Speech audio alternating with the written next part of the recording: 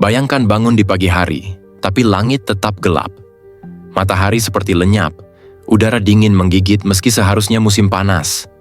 Tanaman gagal tumbuh, panen tak ada, dan manusia mulai kelaparan.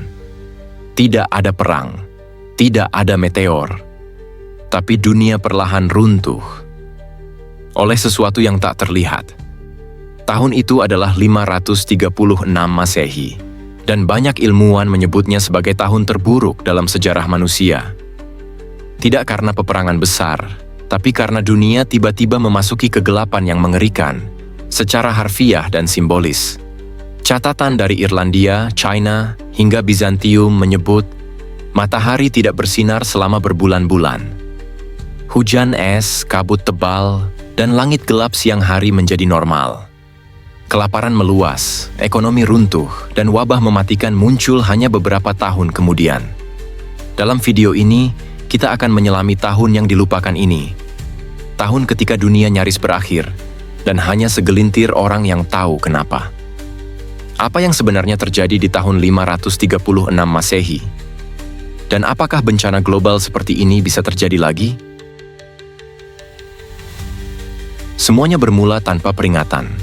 Di tahun 536 Masehi, catatan dari Kekaisaran Bizantium menyebut bahwa matahari tertutup kabut tebal selama lebih dari 1 tahun. Langit tidak pernah cerah, dan suhu bumi anjlok drastis. Ahli sejarah Bizantium, Procopius, menulis, matahari memancarkan cahaya tanpa kecerahan, seperti bulan, dan tampak terus-menerus seperti gerhana.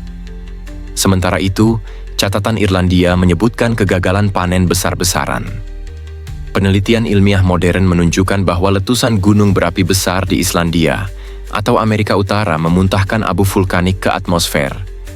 Debu ini menyebar ke seluruh dunia dan menyelimuti bumi dalam kabut gelap.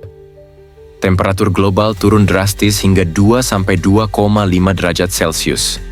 Cukup untuk membuat musim tanam gagal total. Ini disebut sebagai salah satu penurunan suhu paling ekstrim dalam 2000 tahun terakhir. Dan itu baru permulaan. Dunia tak hanya menghadapi dingin, dunia menghadapi kegelapan. Setelah langit menggelap, dunia memasuki semacam musim dingin vulkanik.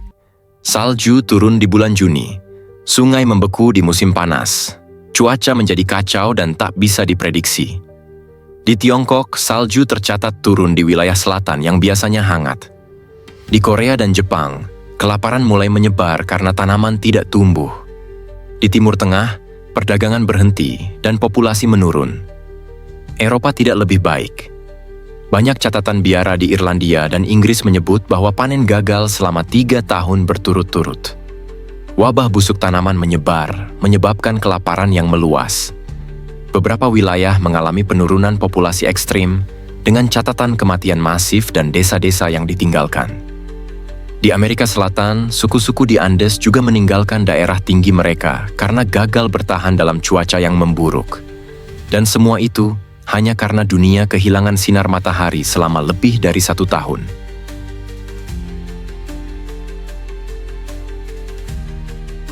Kegelapan dan kelaparan melemahkan tubuh manusia, dan dalam kondisi itulah muncul bencana berikutnya, wabah Justinian. Dimulai pada tahun 541 M, hanya 5 tahun setelah peristiwa langit gelap, pandemi ini menyapu Kekaisaran Bizantium. Wabah ini disebabkan oleh bakteri Yersinia pestis, sama seperti Black Death di abad ke-14. Namun efeknya sama mengerikannya. Diperkirakan 25–50 juta orang tewas di seluruh wilayah Mediterania dan sekitarnya. Kota-kota besar seperti Konstantinopel lumpuh total. Mayat menumpuk di jalanan. Produksi makanan dan ekonomi jatuh lebih dalam. Dunia berada dalam krisis yang belum pernah terjadi sebelumnya sejak zaman purba. Akibat wabah dan iklim buruk, banyak kerajaan kecil runtuh. Jalur perdagangan lama ditinggalkan. Kota-kota mati, dan sejarah dunia bergeser ke arah yang tidak terduga.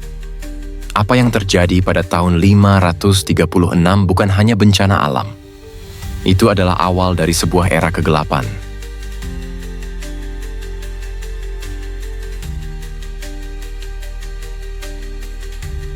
Yang menarik, sejarah modern hampir tak pernah mengajarkan tentang tahun 536 Masehi. Tidak di sekolah, tidak di buku teks. Bahkan banyak orang tak tahu bahwa dunia pernah kehilangan cahaya selama 1 tahun. Padahal dampaknya sangat besar. Banyak arkeolog menemukan penurunan mendadak dalam aktivitas manusia pada abad ke-6, dari Eropa hingga Asia. Banyak peninggalan sejarah kosong, seolah manusia menghilang. Periode ini juga menyebabkan pergeseran besar peradaban. Beberapa kerajaan kehilangan kekuasaan, dan muncul kekuatan baru di Eropa dan Timur Tengah. Dunia secara perlahan direstrukturisasi setelah kegelapan. Kenapa bagian ini jarang dibahas? Mungkin karena tidak ada tokoh heroik, tidak ada perang yang bisa dibanggakan.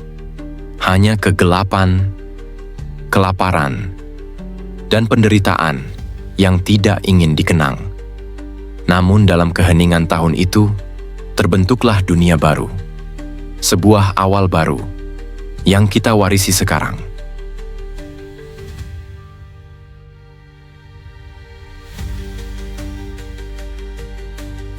Pertanyaannya sekarang, apakah bencana seperti tahun 536 bisa terjadi lagi?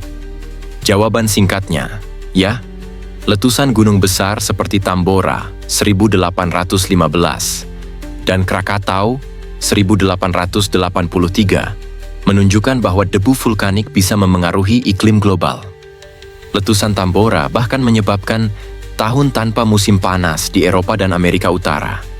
NASA dan lembaga ilmiah lainnya telah memperingatkan tentang potensi letusan supervolcano seperti Yellowstone yang bisa menimbulkan efek serupa, bahkan lebih parah.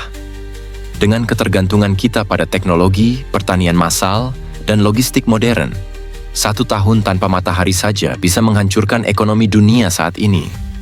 Tahun 536 adalah pengingat bahwa alam bisa mengambil alih sejarah kapan saja. Dan bahwa manusia, sekuat apapun teknologinya, tetap rentan terhadap kekuatan planet yang tak bisa dikendalikan.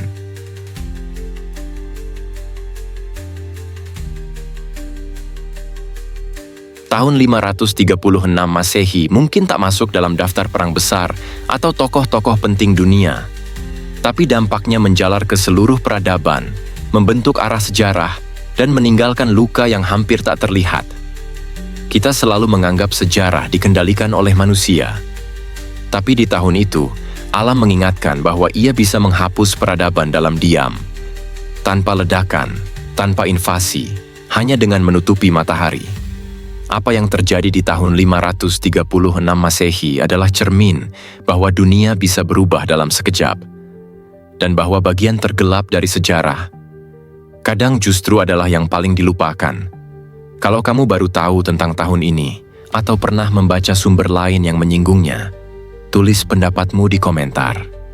Jangan lupa like, subscribe, dan bagikan video ini, agar dunia tahu bahwa sejarah bukan hanya soal perang dan kerajaan, tapi juga soal kegelapan yang pernah menyelimuti kita semua.